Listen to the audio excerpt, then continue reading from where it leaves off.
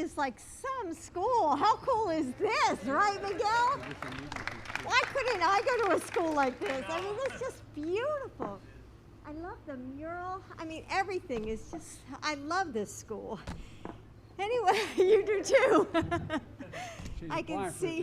Yeah. Actually, I just started my semester this week. So I taught virtually last spring like most of the teachers, and but I'm so excited to be back in person in school. So Principal Richardson, thank you for welcoming us here today, and Secretary Cardona and Mayor Bowser and Chancellor Farabee. Thank you for joining us as well. And for families across the country, the school year, gosh, it always brings this sort of mix of emotions for all of us. All at once, we feel the anticipation of new classmates and teachers, the relief of not having to hear, I'm bored again and again, and the anxiety of juggling your family's complicated schedule. And that was all before the uncertainties of COVID. Now, like a cough can start your heart racing, and because that a quarantine could send your kids home and upend your life once again. Parents, this is hard, but you're doing your best. And I want you to know that you're not alone. As a teacher for more than 30 years and a mom, I've seen that classrooms are so much more than places where our children learn math and reading. We've all seen it, when our kids make friends that last for years, when they learn to settle disagreements or find confidence when they try out for sports teams. And parents rely on schools too, heading to our own jobs or pursuing our education, knowing that our kids are in an environment that we can trust. And that's why I am so grateful for the educators who helped us through the last year. Right, Miguel? The cafeteria workers who spent long hours making sandwiches for hungry families. Teachers who retaught lessons at night for students who couldn't use their family computer during the day because maybe a sibling was on his or her class. Bus drivers drove Wi-Fi hotspots to neighborhoods with no connection. Counselors took call after call from parents in tears, just trying to juggle it all. When families needed help the most, educators answered the call. With all of my heart, thank you for being the heroes that we needed. Today, our administration is making sure that schools like Brooklyn have the resources and the support they need to bring students back to class where they belong. And we are going to partner with you because we can't always know what the future holds, but we do know what we owe our children. We owe them a promise to keep their schools open as safe as possible. We owe them a commitment to follow the science. We owe them unity so that we can fight the virus, not each other. As we move forward, it's going to take all of us, students and families, educators and local leaders, cities and states, coming together to make this school year the best it can be. Joe puts students, their families, the educators at the heart of everything his administration is doing to defeat and recover from this pandemic. And as a teacher myself, I couldn't be more proud to stand beside him. We are committed to working as hard for your children as you do.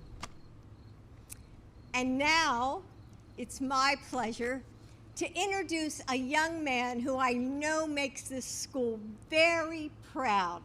He's a hardworking student and the editor of the student-led newspaper, the Brooklyn Buzz. So please welcome Elijah Poole. Okay, Elijah. Oops. There we go. Thank you, Dr. Biden. What an amazing honor it is to be introduced by the First Lady of the United States.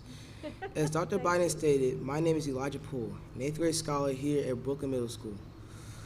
Brooklyn Middle School is an arts integrated school located in District of Columbia Public School System in Washington, D.C. In March of 2019, our lives changed forever. I was thriving academically as a 6th grade scholar, involved in athletics and after-school activities. It was announced that we were going on a spring break due to the pandemic. What kid would not be excited to go on a early spring break? What was supposed to be 1 week turned into 18 months of virtual learning. I'm not gonna lie, that was really hard. Having to learn in a virtual setting, build relationships with new teachers, and keep my grades up, that was a lot for a scholar entering his 2nd year of middle school. However, I excelled and remained on honor roll, and even made new friends virtually. Despite my success in a virtual setting, I hoped to return to in-person learning for my 8th grade year, my last year as a middle school scholar. I'm excited to be back in school. However, having to wear a mask all day is a bit uncomfortable, but we know it's necessary for the health and safety of all students and staff. As a 13-year-old scholar, I was able to receive the COVID vaccination. A little birdie shared with me that Dr. Biden is terrified of needles. That's something we have in common. That's true. Yesterday, I found I was selected to introduce the President of the United States of America. I questioned, why not me? I questioned, why me? How did I get selected for such an honor? Then I thought, why not me? I have matured into a young black male excelling academically and socially here at Brooklyn Middle School. I am a black male living in America. I worked hard for this honor, and I'm genuinely grateful. At this time, it is my extreme honor to introduce the 46th President of the United States of America, President Joe Biden.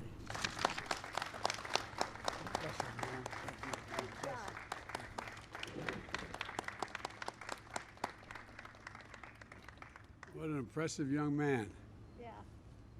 You know, when I was your age, you're going to sit down, baby? You're going to stand? Oh, yeah, we're going to sit down at the back. No, you don't have to. Elijah, when I was your age in 8th grade, I wasn't a bad student, and I wasn't a bad athlete, but I tell you what, I could no more do what you just did than fly, because I used to talk like that. I stuttered, and especially when I had to do something in public or read aloud. And I am amazed when I see young women and men like you who can stand up and speak with such grace and ease. It's really impressive. Really, really impressive.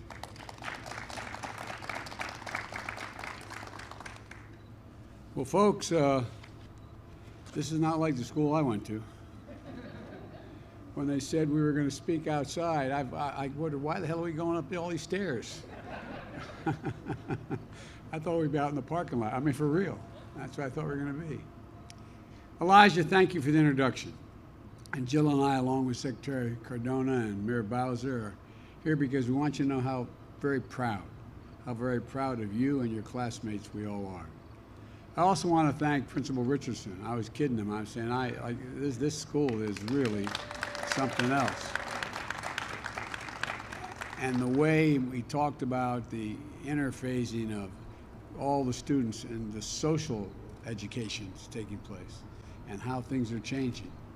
And Chancellor Farabee, I told you, I think that's maybe the harder job than about anything I can think of. But thank you, you're doing a heck of a job. We know the start of a school year is an excellent time to mix anticipation and nervousness. And the pandemic adds to that mix of emotions. And I think about all the parents I've talked to since the start of this pandemic, worried about the loss of learning that their child, the missed opportunities their child is having, because so many of them had to stay at home, all had to stay at home.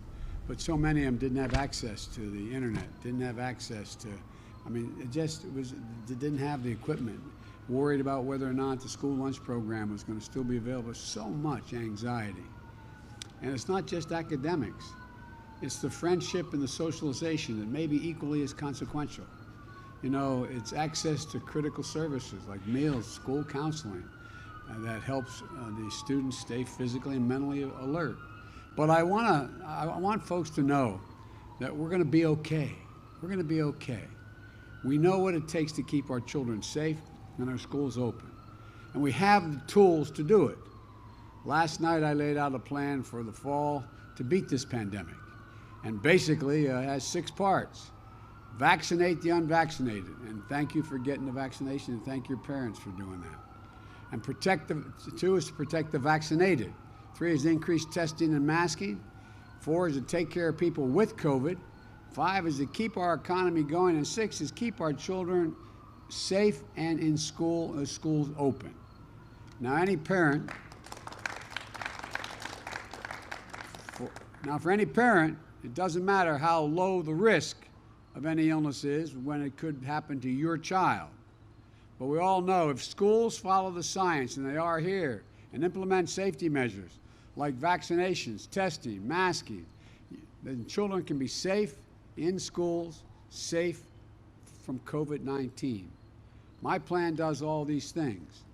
On vaccinations, it comes down to 2 separate categories.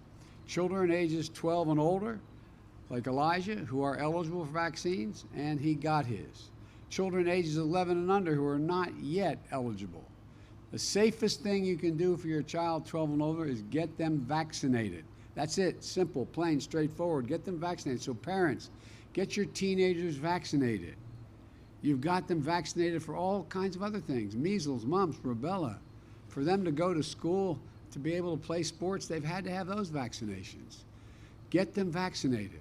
COVID-19 vaccine is easy, it is safe, and it's convenient.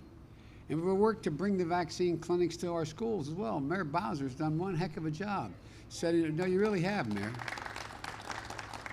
You're doing a heck of a job across the board. I really mean that. But you set up vaccination clinics in about 20 school sites, including here in Brookline, because you're going to continue through the month of September. So there's really no excuse to not be able. You can get vaccinated. It's not like it's so distant to do. You know, we're giving prizes and incentives to encourage children and families to get the shots. And look, their efforts are working. 65% of the children ages 12 to 17 here in D.C. have gotten at least 1 shot, like Elijah. That's incredible. That's one of the highest rates in the nation for children between the ages of 12 and 17. And for students here at Brookline, once you all get vaccinated, you're invited to a special visit at the White House. Now, I'm going to get in trouble with the Secret Service and everybody else. I'm not sure how we're going to mechanically do it. But I assume the buses can get you to the White House, and if we can't get you all in one room, we'll be out in the Rose Garden or out in the back there, and maybe let you fly the helicopters. Or no, I'm only joking about that. I was just downstairs in the science class. It's amazing. You saw it, Mayor. It's amazing. These kids are excited about building a vehicle that can land on the moon. I really mean it. And I asked them, I said, how many of you want to go to the moon? Everybody but one said they wanted to go to the moon. I asked how many want to go to Mars, and I think they all raised their hand as well. But it's really, and they're excited about it. Now, the best way for a parent to protect a child under 12 starts at home.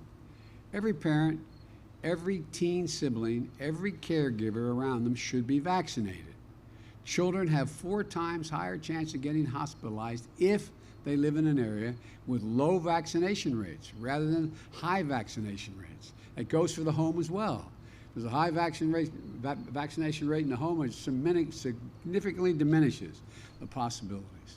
Now, if you're a parent of a young child, you're wondering when will the vaccine be available for them? I strongly support independent scientific review of vaccine usage for children under 12. But I've told them I will do everything within my power to support the Food and Drug Administration, the FDA, on its ongoing efforts to do the science as safely and as quickly as possible. And our nation's doctors will keep the public updated on the process so parents can have a plan to give them the sense of what progress is being made. The vaccinations of our educators, today about 90% of school staff and teachers are vaccinated. We should have that at 100%. We're requiring vaccinations for teachers, where I have authority to require it, who work in U.S. government and educators in Head Start, which is a federal program, because it's funded by the federal government. But I'm calling on all governors to require vaccination for all teachers and staff. Vaccination requirements in schools were nothing new. They work. They're overwhelmingly supported by educators and their unions. Now, on school safety measures. In our American Rescue Plan, which we passed early on, we provided the funding for ventilation systems, cleaning and sanitizing services, and critical safety measures to significantly reduce the spread of the virus and protect our children and keep our schools safe. And we will do whatever it takes this school year as well, especially on increasing testing. We provided funding through the American Rescue Plan to implement testing in schools for teachers, staffs, and students, and that includes bus drivers as well. I want all schools setting up regular testing programs to make sure we detect and isolate cases before they can spread. I will mobilize American industry to produce nearly 300 million more rapid COVID-19 tests for distribution all around the country, including to schools that need them. You know, I'm going to use what we call the Defense Production Act that allows me to ensure that what we need made, we can ask the private enterprise to make them because they're of national interest. Where they're going to make these tests as quickly as possible. I'm going to use the Defense Production Act. My plan will also expand free testing that you can get at 10,000 pharmacies around the country. Walmart, Amazon, and Kroger's will sell at-home rapid tests at cost, which means it will cost, they're going to charge no more than it costs them to buy the test from the manufacturer. And that'll be the same way for the next 3 months. That's a discount of about 35%. About 35%. This is important for everyone, particularly for a parent of a child not old enough to be vaccinated. You'll be able to test your child at home and to test those around them as well. And on masking, we know masks work. They are uncomfortable sometimes, and they get tired of wearing them. I understand. I really do.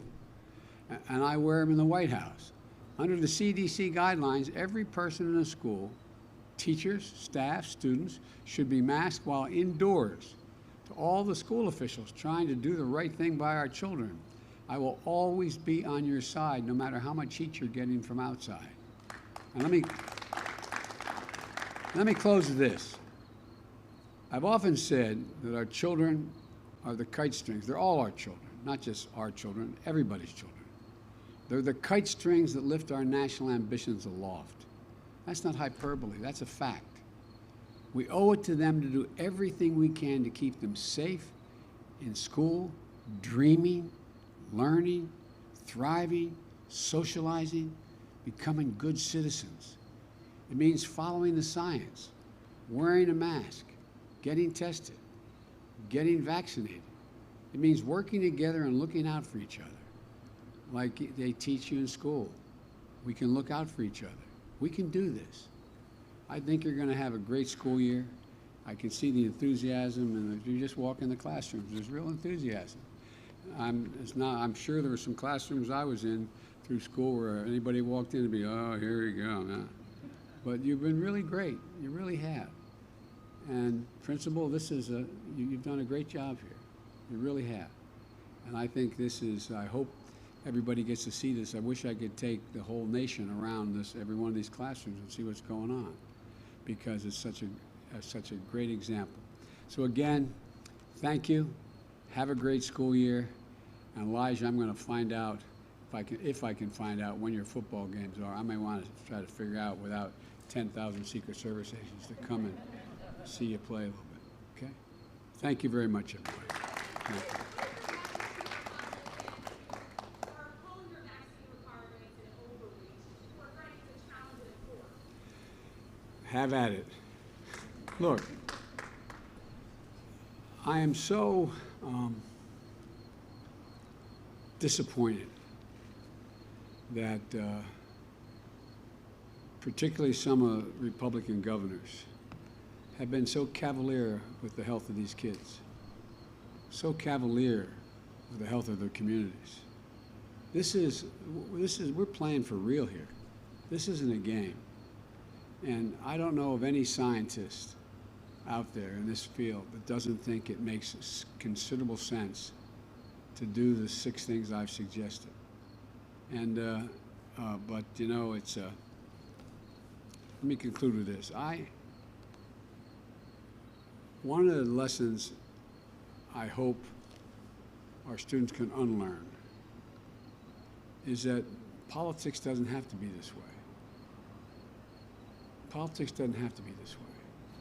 They're growing up in an environment where they see it's like a war, like a bitter feud. If a Democrat says right, everybody says left. If everybody says left, they say right. I mean, it's not how we are. It's not who we are as a nation. And it's not how we beat every other crisis in our history. We got to come together. And I think the vast majority, look at the polling data, the vast majority of the American people know we have to do these things. They're hard but necessary. We're going to get them done. Thank you.